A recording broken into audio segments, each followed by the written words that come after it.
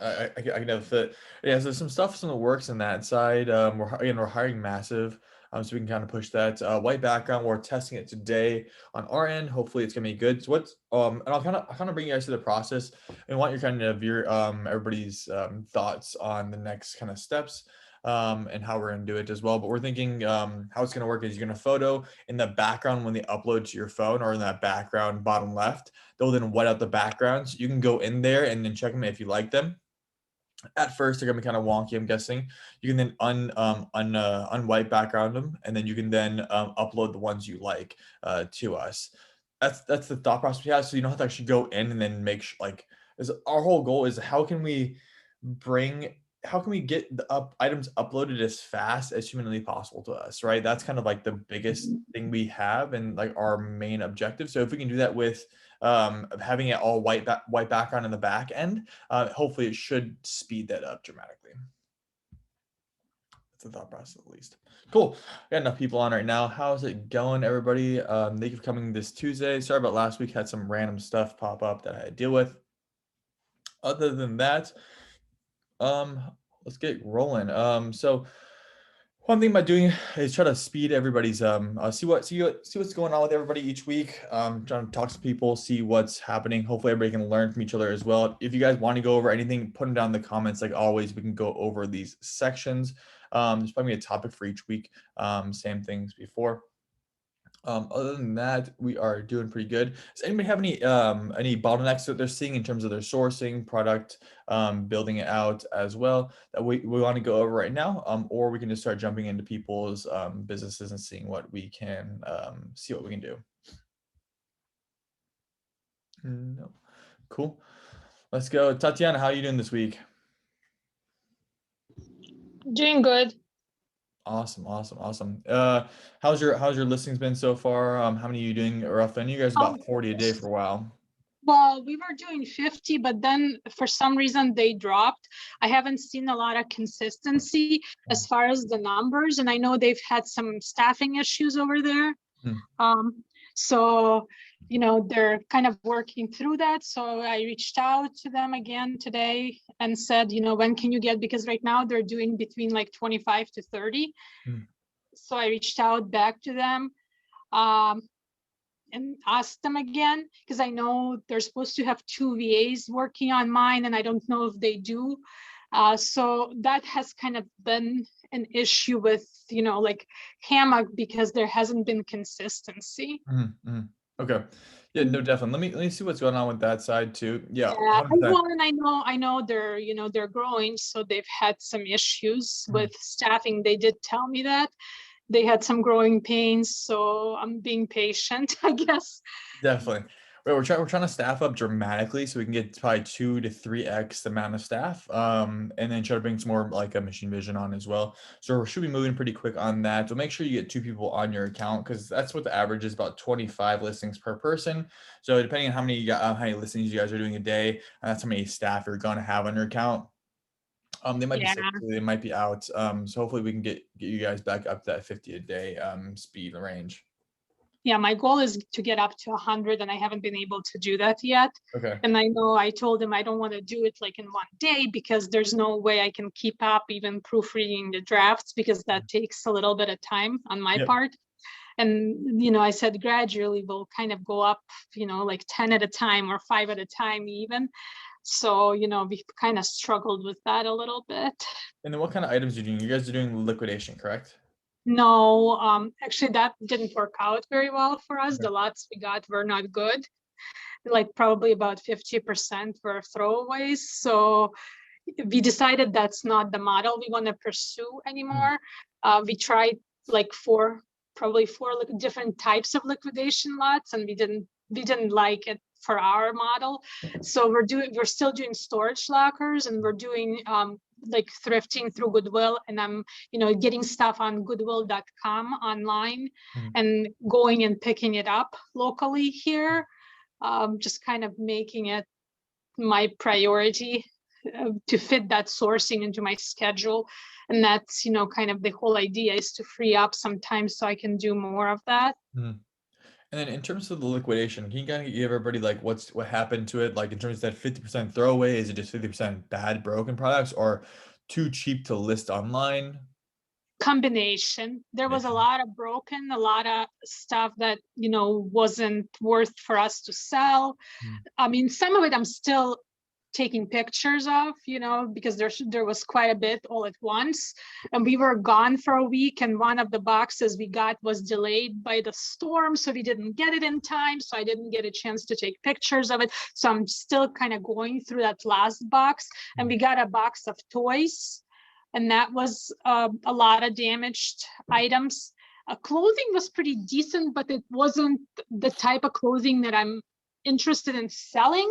mm, It wasn't a lot of the brands that were like going brands. There was, some like men's stuff like Dickies and Levi's and stuff that was good, but then the rest of it was more like Chinese brands or Amazon brands that were not known brands. So mm, they're not something that I'm interested in selling. mm, I still listed them because every once in a while people will get stuff by style. So I decided that wasn't for me, and the shipping was way too expensive to make a good enough profit on it to be worth it your time, because you have to go through everything once you get it, mm, unload it, test everything, and store it. So you have to have a lot of space and a lot of everything. So we just kind of decided to go back to our old model.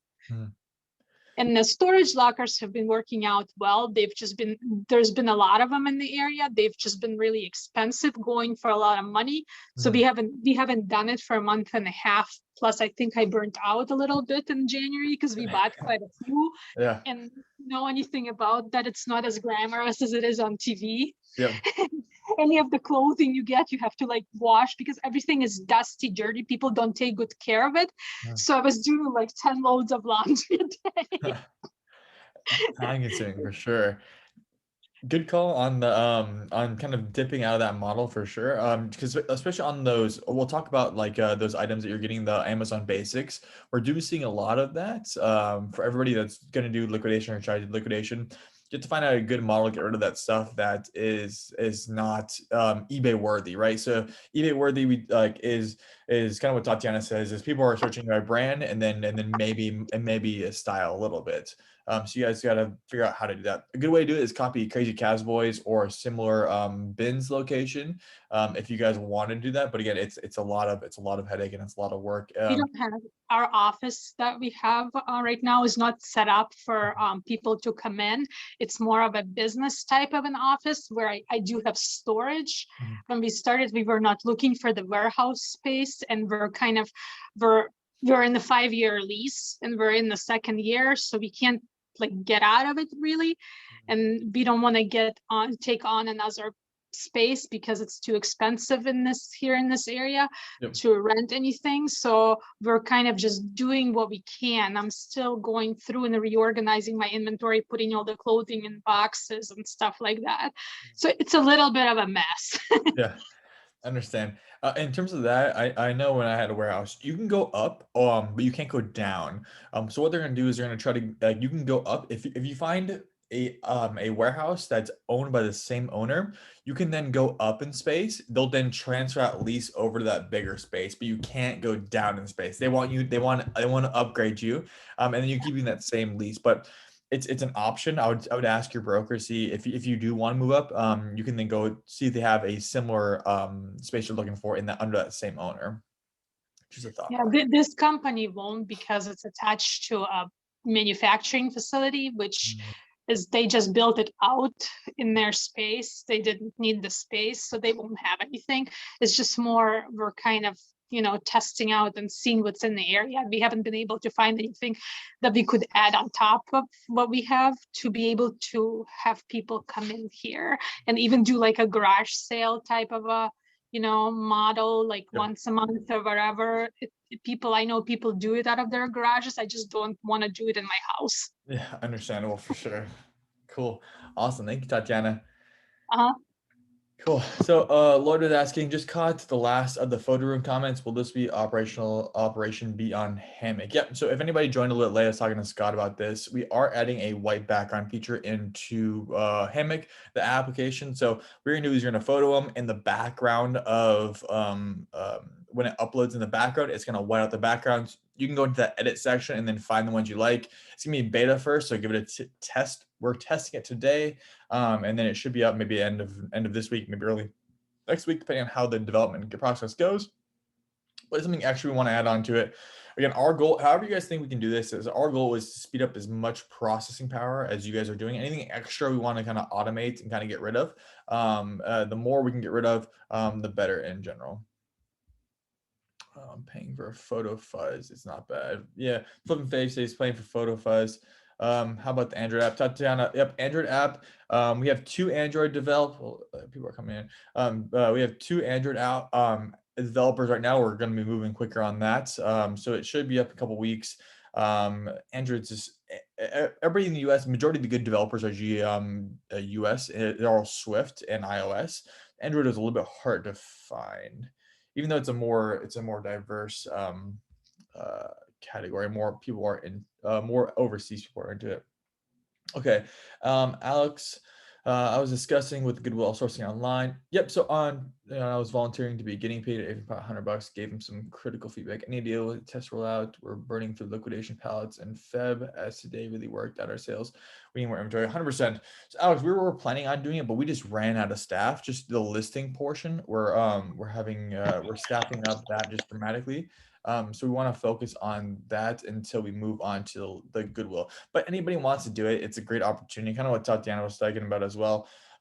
Shop Goodwill is fantastic. You got to have somebody run through the products and then make sure they're correct time. We just don't have the staff for right now, but it's on a horizon. We want to try to be the tip of the spear instead of trying to do everything. But it's a good thing for anybody that wants to do it. I would recommend onlinejobs.ph or Upwork for find somebody similar.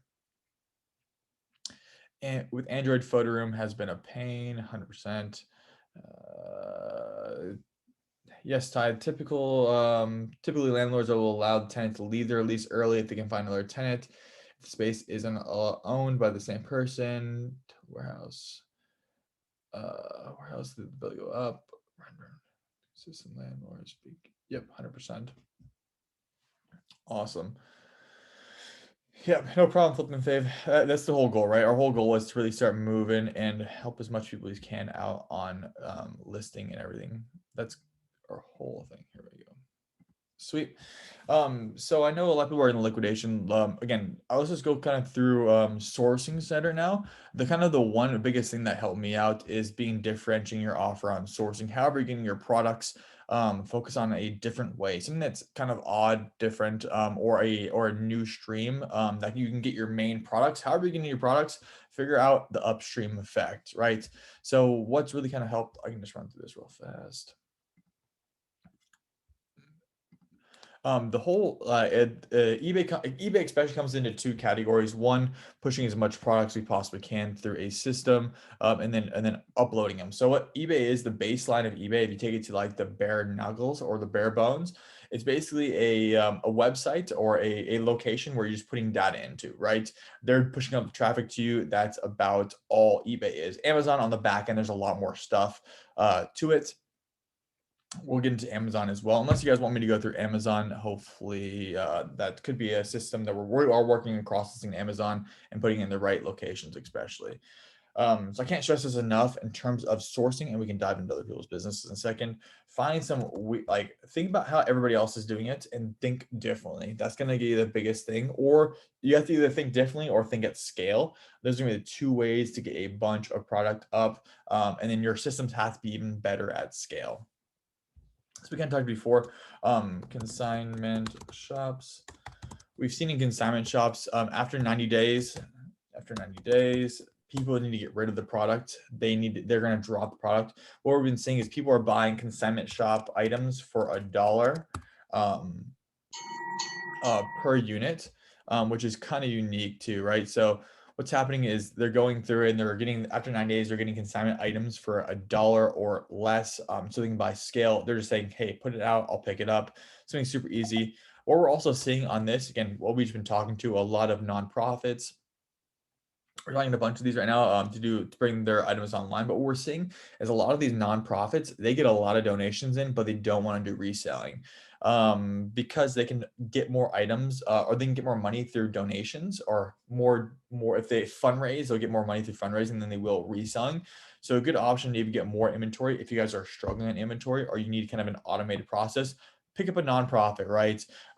Saver. This is how Savers builds their business. Savers. What Savers does is they go to Big Brother, Big Sister, and they pick up all their donations and they do it at weight. I think it's like 40 cents per pound or 20 cents per pound. It's dirt cheap that they're getting. Big truckloads come up to Savers from Big Brother, Big Sister, all their donations. They get dropped off. Savers processes through that and then lists it, gets it up on their storeroom floor. So you guys can copy the same model if you guys are looking for that good product. Especially, I like nonprofit product. One because they're not going to haggle over price. They just want it gone. We're talking to this one this woman's nonprofit, and they have thousands and thousands of items of clothing and other things as well. Yep. Tatiana asks, how do you approach them? I asked Savers and they said they send their their items overseas. Yep. So correct. So what's happening, right? So you got to think about the whole downstream. They don't want to give it to us as resellers because they're still making money overseas and they just want to get it out of their house, right? So what you're going to do is you want to go upstream, right? Everything you can go upstream in terms of the next line of location, right? So in theory, this is kind of like the easier wins. So so with this, you just want to, so let's say consumer, it goes consumer to, well, actually it goes like big box store. Let's do the whole tree. So it goes from factory to consumer to a nonprofit to a thrift to reseller / buyer. So whenever you think about sourcing, think about the downstream, right? So in terms of a downstream, there's going to be where the item is coming from. It's going to hit a certain location, and then it's going to get somewhere else, right? So with a factory is going to go to consumer. I'm getting there. You can get some of their off brands or some of their discontinued items from a factory consumer. This is a little bit harder. Factories want to control that more, but once it gets to consumer, it's open game. So in theory, if you can go to consumer and get as much product as possible, that's going to be your biggest margin because they're going to take the biggest hits. That's what they always do. And then you can get as much product and you kind of source that way. That's going to be the biggest win. In terms of a nonprofit, so it goes consumer, nonprofit, thrift. So if you want it, Tatiana, for Savers, you want to go directly to the nonprofits. They're giving it to thrift stores. You want to tackle those nonprofits first. And then this is where you get like those big hits. And this can be consistent inventory over and over and over again. You might do a little bit of seeing what items there is, but like this Women's Foundation, they have like tens of thousands of clothing items and then beauty products that they just get, right? Just people drop them off, donate them. One of our larger customers that work with HAMMOQ, they do a similar model, but they go consumer. Instead of donating it to a thrift store, they donate it to themselves, or they donate to them, right? Across the United States. It's a great way to do it, and this could be a huge margin. This is where the margin really sits at because these guys are happy to take 20 cents on the dollar. You then take the rest because they don't want to process it. They just want to get it in, get it out. It's not where they're making a lot of their money. It's an easy way. Thrift comes a little bit harder. This is where a lot of resellers go to. They go up one chain, right? And this is where everybody sits. But now we know thrift stores, like special thrift stores, are trying to go online and try to get rid of as much resellers as possible. Goodwill and these guys, they do not like resellers. We've been chatting with them quite often, and they are not the biggest fans of resellers. I would say try to skip it and go to the next level. One, because we can go upstream. Except for I do like the online. They don't have much traffic, and that attention we're just day trading attention for their online stuff. Did donate for text. Kelly asked for don't most people want to donate for tax write-offs? Yes and no. So if you go through a nonprofit, so if you go upstream in terms of a nonprofit, they've already gotten that tax write-off, right? So some thrifts like Savers, I don't believe they're a for-profit company. So they're not a 501(c)(3). They're actually a for-profit company. So you actually don't get I think maybe they have some sort of partnership. I don't know on that side, but if you go to nonprofits, people are already getting those write-offs. That's why they're giving the products to them. To go direct to consumer, you have to give them cash, right? So there's kind of that two trade-off, right? One, you can either go to nonprofits and take it and pay the nonprofit by the pound and get bulk, but you have to be able to process their bulk. Or two, go to consumer and pay them for the product, because people are more than happy. We're seeing this trend over and over again. People are more than happy to go to get paid rather than get to take the donation tax write-off. It's starting to become a bigger and bigger trend. I'm thinking it's going to happen, even grow bigger in the next couple of years. Cool. I would think they wouldn't care who buys their items. They're making money either way and charging a lot in this area. 100%. But again, they do not like resellers, Tatiana. That's what we've been seeing across the board. They don't want to kind of deal with them. They just want to kind of, I would go small. If you wanted to target thrift stores, I'd go smaller mom and pop thrift stores. They're more than happy to, but these big chains just do not like resellers. They don't want to mess with resellers. They don't want to talk to them. They have a bad attitude towards resellers in general, even though we're kind of the backbone of their business, which is kind of messed up. Which that's why I say go to the next level. Okay, cool. Awesome. Let's see whose business we can chat with. Let's go Flip and Fave. How are you doing today?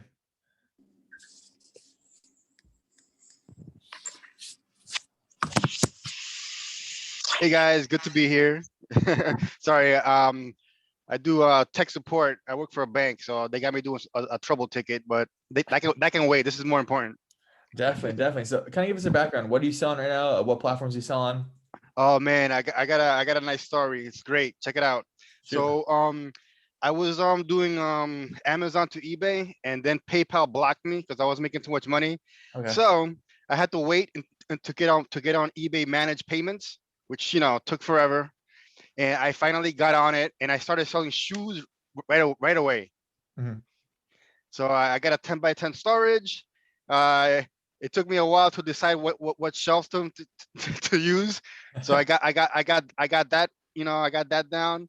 And I started with a system, and now I lost track. So my shoes are all over the place. I'm like, okay, I'll go back and organize like a system, Mhm. shelf A, 1, 2. Okay, I'll do that later. Let me just start prepping shoes, cleaning them, and taking pictures. I went through already like 3 different setups for shoes. I got the light box, and then the lines started coming out on the side. I'm like, okay, I need a bigger light box.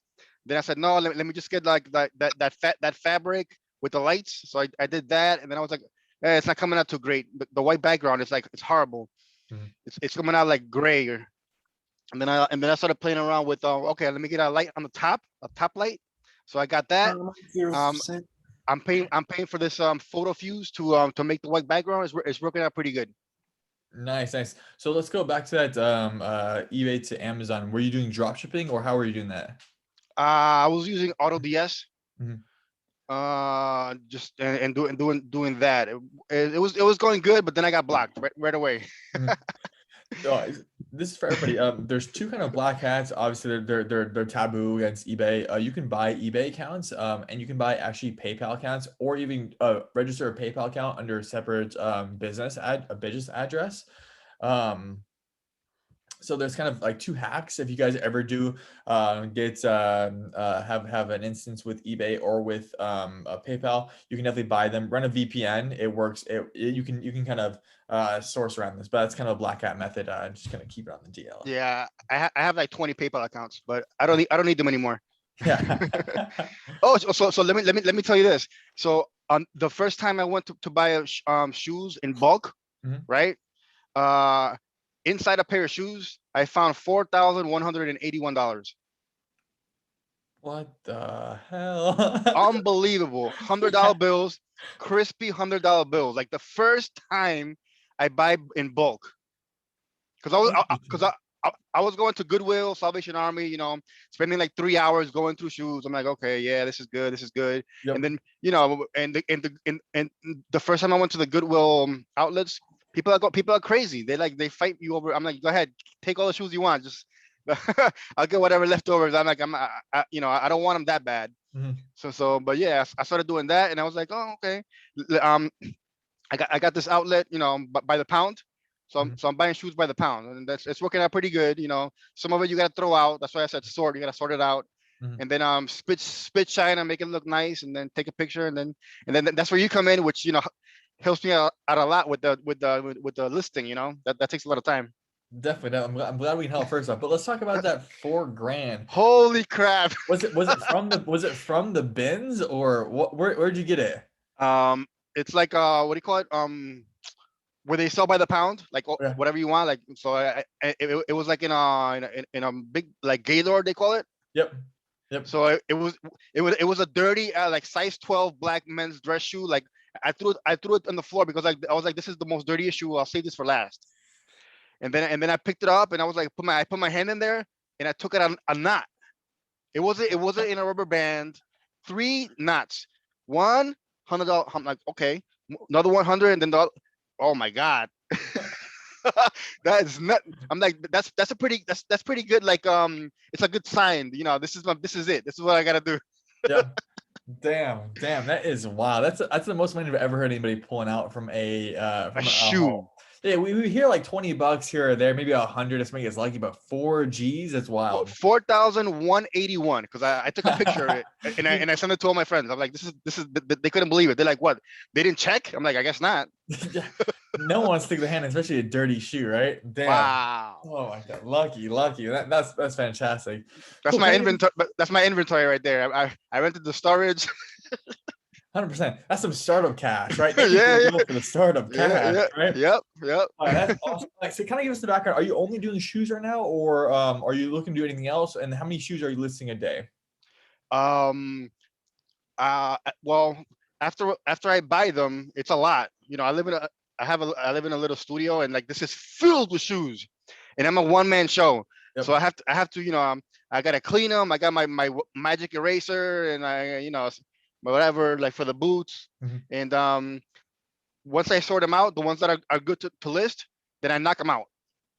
Mhm. Like, until I, you know, I have a Red Bull, and I just bang it out. Maybe like, I do like probably like 30 a day. Okay. Nice. Good amount too. And are you buying all those from like the bulk, or are you going into the store still? I'm not going into store. It's wasting too much time. Mhm. I buy it in bulk. You know, it's cheaper, and you get some nicer prices in there with the shoes. So Yeah, kind of one of our other members as well does a similar thing. They buy the palletized. How many units out of that pallet becomes sellable? How many you need to throw away? I'm throwing away at least 25%. 20%. Not bad. Still pretty good though. 75% usable. Hmm. Nice. And then where do you plan on going in terms of how many listings do you want to get up daily? Are you trying to expand? Kind of give us the background of that. I'm trying to get up there to Anchor Store again. Anchor store? Shoes. I don't know. Let's see. Let me fill up my 10 by 10. Mhm. That's my goal. I want to fill up my 10 by 10 Mhm. and start cranking out sales. I'm cross listing from eBay to Mercari. I'm already maxed out. It's like they only let you go do 100 when you start, right? Mhm. So I'm maxed out with that, and then I'm cross listing to Poshmark. Nice. Nice. Are you so you how many items you want to be what's your number you want to get to? Is it 20 grand a month, 30 grand a month, 50 grand a month? I want to quit this. I want to quit this IT thing. You know, I don't want to. I want to do this full time. That's it. I think if I do like a G a month. I mean, what is it? A week? I'm good to start. 1 grand a week. Cool. If I can do 1 grand a week, that'll be nice. Yeah, at about 30 shoes a day, you should be hitting that pretty soon. Again, it stacks pretty fast. Yeah, I'm already thinking. What am I gonna do when I max out my 10 by 10? Go bigger, right? Or start liquidating. Two things is like for that, like I went up in size as well. Went from like a spare bedroom to like a 10 by 10 to a 69 square foot. I would say try to try to stay away from going bigger sooner. I would rather liquidate product and move product faster than move up in scale, because it starts adding in costs, right? The more cost you have, the less margin you get. I would definitely keep moving as fast as you possibly can, and keep your costs down as low as you possibly can too. Yeah. Yep. Cool. Awesome, man. Thank you for joining on. No problem. Thank you. Definitely. Can we talk about cross? Let's go over two things. Ty, can you go over how HAMMOQ is pricing when they do drafts? Just trying to understand, so I'm not correcting too much. Yep. So they're either doing two different ways: going through sold listings, depending on what people are asking for, or going through active listings and then drafting it based on high, medium, or low on the active listings. So ask your VA to do either or. So that's the thing. People are coming up with they want only sold listings, people want active listings. So it's kind of a weird subcategory that people are asking for. Let your VA know how you want your pricing done, and they can follow those rules pretty easily on that side. Again, it depends on each company we're seeing is very, very dramatically different on how they list. So we're trying to make it so we can customize enough. Last month or so, my sales. Kelly says, I've been listening for the last month or so. My sales have slowed. So Kelly, February is going to be so October, November, December, January, February are the fastest moving months by sure. We're coming to that summer slowdown, so your sales might even go down a little bit. But just keep listing, right? It's all about how many volume you do. I would say I would tighten up on your sourcing as well. Make sure you're putting good products in. The better products and the more items you're pushing in, the more products you're going to sell each time. Those are the two things you can do consistently: is keep on listing, keep on pushing products through. Make sure they have very good brands, right? Again, sourcing is key. If you can source 100 super rare items, you're gonna make a lot of money rather than some like Amazon basic items for sure. Adam says, can we talk about cross-posting in relationship to keeping my storage unit small? Sure, Adam. So the storage unit small is more about just moving products. So we have a lot of people that are, not a lot of people, we have some of our top guys. What they do is they do a 90-day. They go, they drop prices every 30 days. And then that's when they, after those 90 days, hopefully it sells. There's some things you can kind of hack through. I'd rather keep my units small and either cross list to get that extra 25% boost. Because if you cross list, you have about a 25% extra boost in sales between Poshmark and Macquarie. That's just what we see on an average. Just the amount of traffic it adds about the traffic wise, right? Also, cross posting again, it's gonna bump it up by 20-25%. If that's gonna make a big difference, you can always do it, right? Again, it's how can you is it 20-25% worth the time to cross list, yes or no? If it's yes, then you can go down that path. If not, focus on eBay. We've seen the biggest thing is a couple of our clients is they just focused on one sector, and that's eBay. How can we push as many listings through and optimize those listings? That's what we've seen. It hurts us in terms of that, but it's usually the best advice we can give is focus on one location, scale that to the moon, make sure that's optimized as well as you possibly can in terms of price, in terms of delisting, relisting, repricing, and these other things. Make sure it's optimized, so you can scale that way. I would rather have you list 2 times the amount on eBay and optimize the listings than to cross list and eat that we could have done. Let's say you're doing 50-day. If you can go up to 100 a day with just on eBay and then optimize those, I'd rather have you do that than to use 50-day and cross list those. Just the per dollar and cents, you're going to get more traction just on eBay, scaling up that way rather than cross listing for extra 25 cents. But cross listing is good if you are, especially at that bigger level. If you're at that 30-40K a month, let's say at 40K a month, it's going to add 10 grand to your revenue, which will be helpful dramatically. Again, it just depends on what you guys are looking for and what dollar amount makes sense. Yeah, Ty, I guess one question I have with regard to that, if I do want to cross post with you guys, how do we scale that up? And what is the, I guess, sort of the delisting? Because I have about 2,000 active listings right now. Yep. So, I could start cross posting new stuff that I'm listing, but if I wanted to cross post the existing inventory, what does that process look like? How do we manage that as we get from 0 to 2,000? Yep. What does that all entail? Yeah, so what we've seen with that side is people are going to say, okay, just cross list my whole store. We'll then start cross listing from 1 to 0, right? That's gonna be the easiest way. Obviously right now it's gonna be pretty manual. We are adding some features in to make it even quicker. So in terms of like the next step is like we're gonna be able to download your complete inventory and then be able to cross list from there so everything stays consistent. But right now what we have people do is ask your VA, they can start cross listing those 2,000 units, and then everything going further they're gonna cross list. For cross listing, what's gonna happen is we're gonna list on your main site. Make sure you like those listings, and then we're gonna cross list after you give us the okay. Because we don't want to cross list, and if you don't like something, you have to go back and fix it. It starts eating up a lot of time on that side. So are you guys into something like a list perfectly sort of model with cross posting where you kind of have everything under one?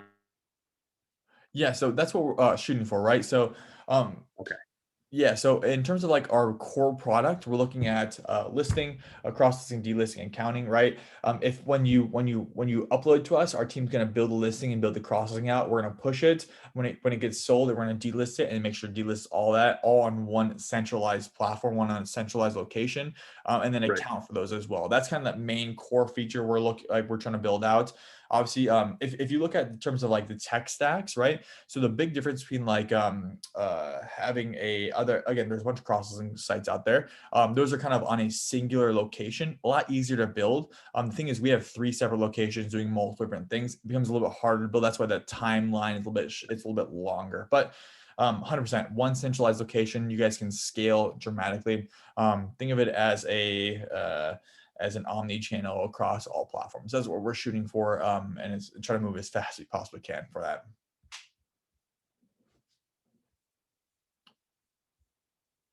I think you're a bit lagging, man.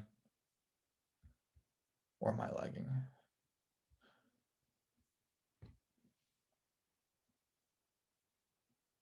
I think it's me.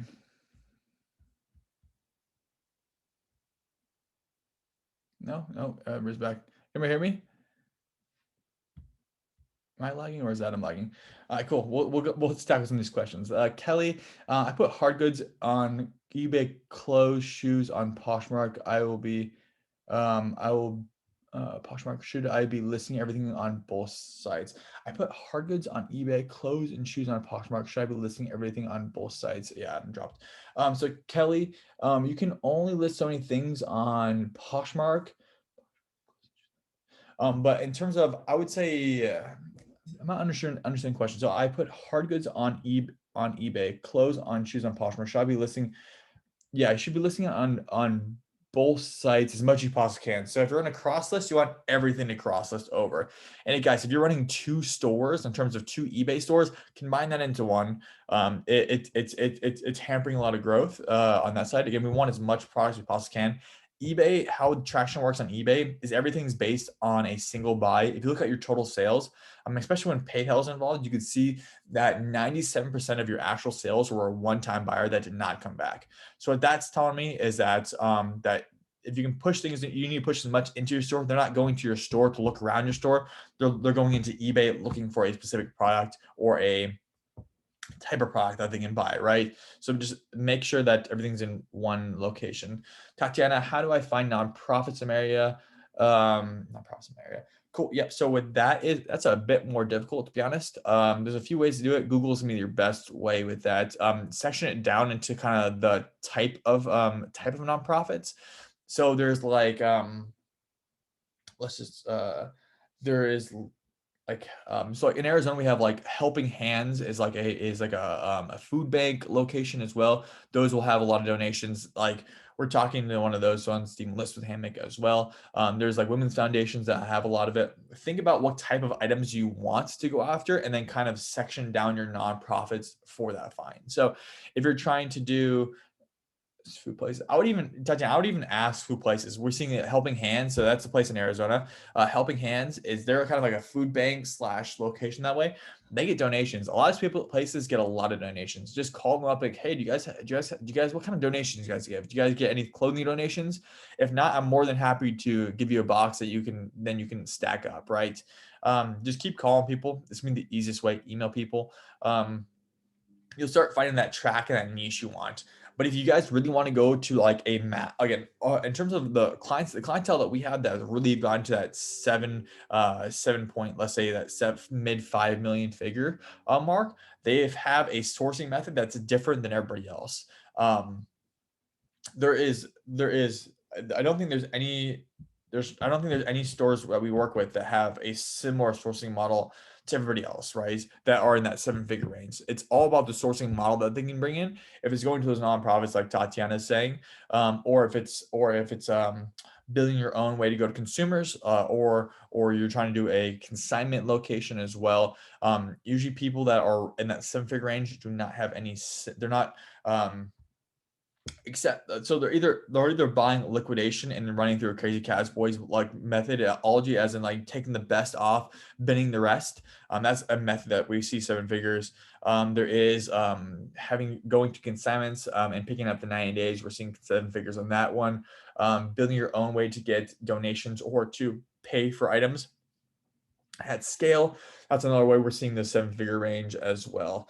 So there's kind of like the 3 big eBay categories we're seeing that people are making that $1 million plus range in that area, or they're just getting huge amounts of Amazon liquidations at scale. Again, those are the kind of like the 4 or 5 methods that we're seeing really hit home. Another one is somebody's buying used electronics and then bundling them. Another good method to make that $1 million mark as well. But if you guys aren't trying to look for a million, the easiest way to get to that 500K is just pure volume. Using that shoe, we see a lot of clothing sellers as well, or like those based on hard goods. To get that 500K range. Usually clothes and shoes have the most volume you can pick up, but obviously the lower ASPs, you need to be able to process more. In terms of higher end hard goods, kind of where I sit at, if I do eBay, I look for big hits on that side, but it's a lot slower, usually huge ups and then a lot of downs. It's gotta find consistency in terms of buying is hands down the key to make 7 figures online. Cool, guys. We have 12 minutes left. Let me see who I can pick on. I'm not sure Mikkel's on our team. Alex, how's it going today? Pop-up bargain. Hey, how are you? Good. How about you? Not too bad. Kind of give everybody your store. What are you selling right now? How many items you listing a day? Where do you plan on going to? Sure. So a quick backstory. My wife and I are entrepreneurs. We own 2 other businesses at the start of the pandemic. We have a casino party company that does fundraisers and corporate parties across the state of Iowa. Mhm. And we had a gluten-free bakery. And when the pandemic hit, we went from full-time to 0 in the space of 2 days. Damn. So we had to figure out something else. We have a friend who's in reselling and went to one of his pop-up sales at his warehouse. And we looked and said, we can do this too. So we got started in May, and we had a discount store at the local mall, which we kind of put the cart before the horse. The rent was ridiculously cheap, so it's been going pretty well. But we really got eBay cranking out in October, November, and then the February challenge really has been a mind-blowing experience. So I've still been listing about 5 items per day. We're actually in the process of moving in July to another city 2 hours away, where there's just a better market in general, looking at getting our first warehouse. So I haven't been pushing the eBay too hard yet with you guys, especially Ty, because I didn't want to get ahead of myself in terms of inventory control. Mhm. So fairly soon, sorry, my kid's in the background screaming. So fairly soon here, we will be really scaling the eBay side of it. I played with Macari a little bit, Poshmark a little bit, but I'm just trying to keep all my eggs in the same basket for right now. Cool, very cool. Unique story too. And we'll even touch on the corporate and nonprofit casino. Do you guys get any donations from them, or do you guys pick any big locations you can pick up a bunch of items from? No, I actually hadn't thought about that aspect of it. We mainly just go to whatever the venue that they've chosen and host a casino party, bring the tables, dealers, and all that stuff. And a lot of the times, it's not like they would have items for us to pick up or anything like that. No, definitely. It's more thinking like the connection you have. But that's cool. So in terms of your pop-up shop, you're in the discount mall location as well. Is that all clothing? What type of items are you selling right now? Everything under the sun, because it all comes from liquidation pallets, general merchandise.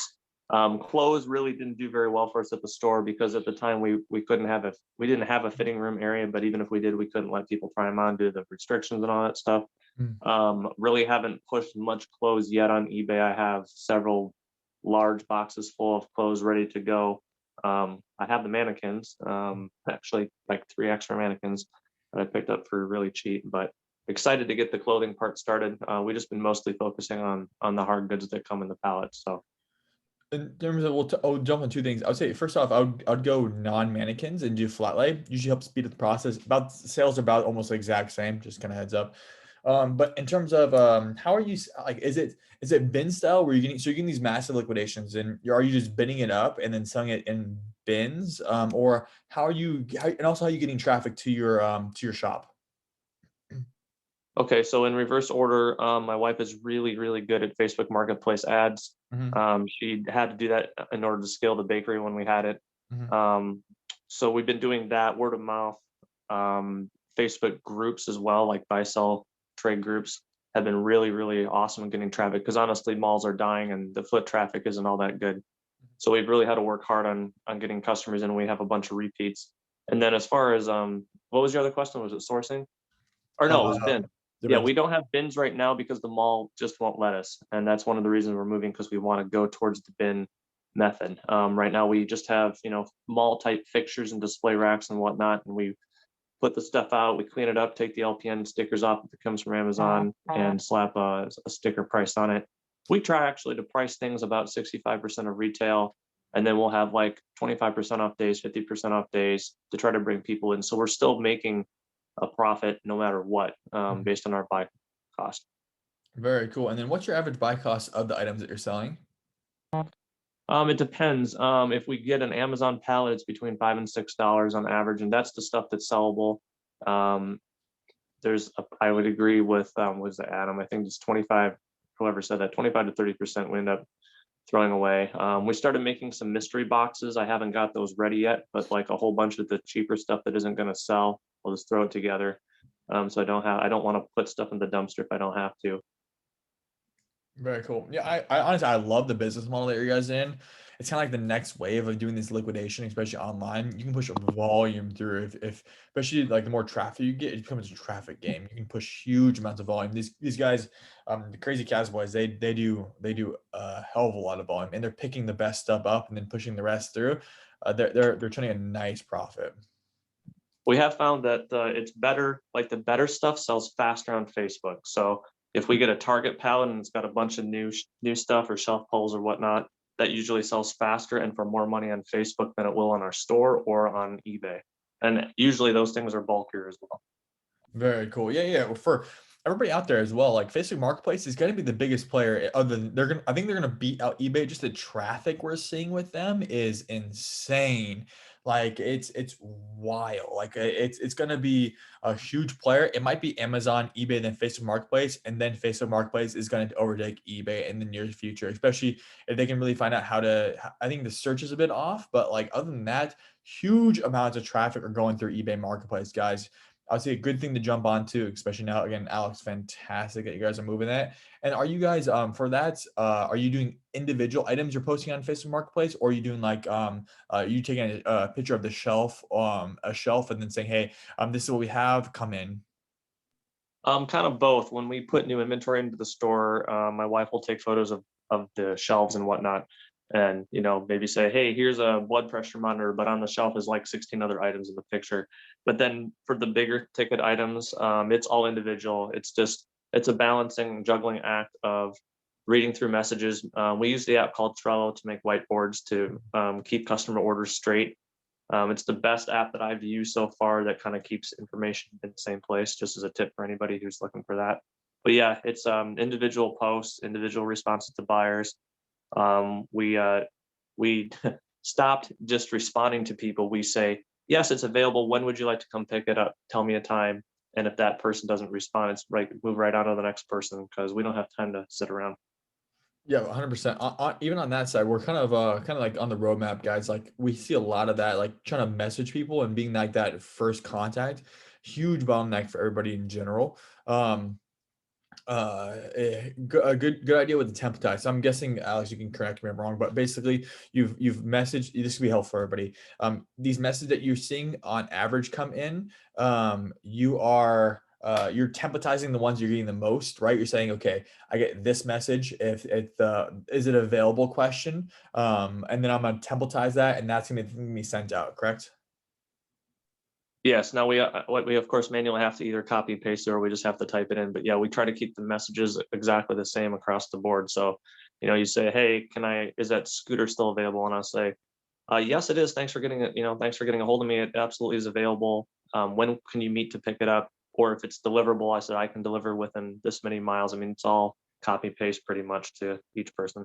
Love it. Yeah. Even in eBay, a Poshmark, Macari, anything like that, figure out what message you get the most and then just build that template. Fantastic moves on that. You guys are pretty good too.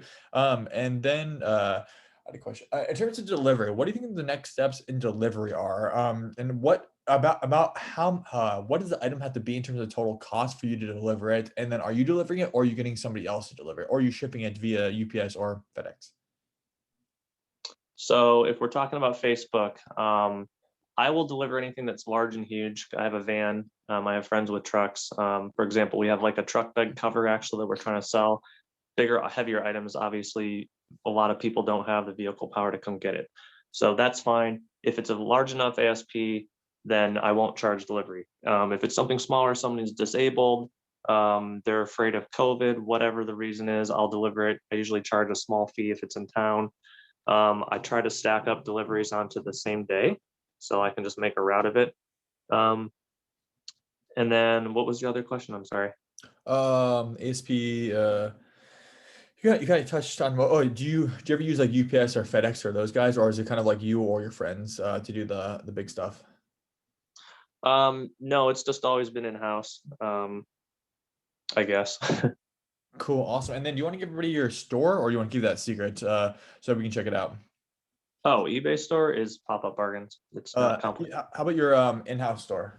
Also called Pop-Up Bargains. Awesome. And if you want to check it out, check out Pop-Up Bargains. I'm looking at I see you guys on Facebook Marketplace. Cool. In Cedar Rapids, correct? Yeah, in Cedar Rapids and Des Moines. That's the other thing too. Like we have a source for protein bars, and the protein, these are like, the expensive $2 to $3 protein bars you find in the store. We're getting them like ridiculously cheap. And so we're selling for 50 cents. So we make deliveries 2 hours away, 1 hour away to different cities. We line up a bunch of orders and take them all at once. Oh, I know what I was going to say to your question. The next stage of delivery. We have been playing around with this model of potentially having a mobile resale store. So when you go, somebody who says, hey, I want to buy your speaker set, can I meet you? And you're like, yeah, let's meet at the whatever gas station. And you show up, but instead of it's in your car, your van or whatever, you show up with either a cargo van or a trailer or even like an older food truck or something like that that's been converted. And inside of your shelves, everything's categorized. And so you open up the back and say, here are your speakers, by the way, if you want anything else, this is the other things that I'm selling, and everything's priced out. We've just been playing around with that model, haven't put anything on in writing yet, but I don't know. I'd be interested in feedback. We don't want to be creepy, showing up with a van full of stuff, but Definitely. Yeah, so what we've seen on that, there's one of our customers, Renzi. They do a similar thing, but instead of a van, they do only do shoes, and they use Facebook Marketplace. So what they do is they take, let's say you are a size 12, I'm a size 12. So I'll say I'm a size 12. I reach out to Facebook Marketplace. I'm like, I like these shoes. Can I buy them? Let's meet up. What they're doing is they're taking 10 to 20 of the same size that I picked up in different colors, different styles. I mean, they're usually converting like 3 to 4 shoes per person since they are there. People getting like that buying habit. So I honestly, I love the idea, and it's working out for a couple other clients. So you can definitely get take a $10 sale or a $50 sale, $100 sale, and then double or triple it relatively easy. Cool. Awesome. Thank you for your time, Alex. Anybody have any questions we can go over? If not, jumping off, it is that 10 p.m. or 10 a.m. It's not p.m. Oh, if it's p.m. Very wild. Other than that, thank you for joining, guys. Again, every Tuesday, except last week, every Tuesday at 9 a.m. MST, we'll do these. Hope you guys, if you guys have any questions, always reach out via email and we can go. Are you recording these, Ty? Yep, I record everything, and it goes probably 3 to 4 days. It goes up on our YouTube channel, HAMMOQ. But again, yep. Any questions, comments, concerns? Always reach out. We can talk about them on this location. Cool. Thank you guys. Scott, do you want to stay on? Let me get some team members in. Cool. Thanks, everybody. Have a great day. Go crush it. Definitely. You too, man.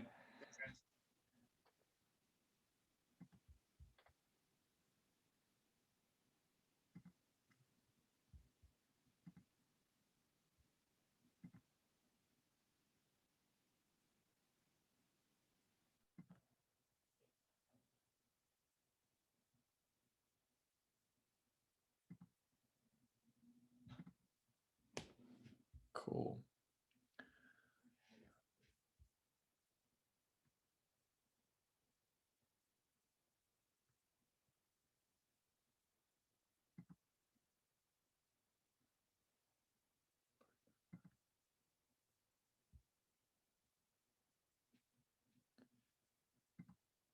Cool, man. You're on mute 1 second.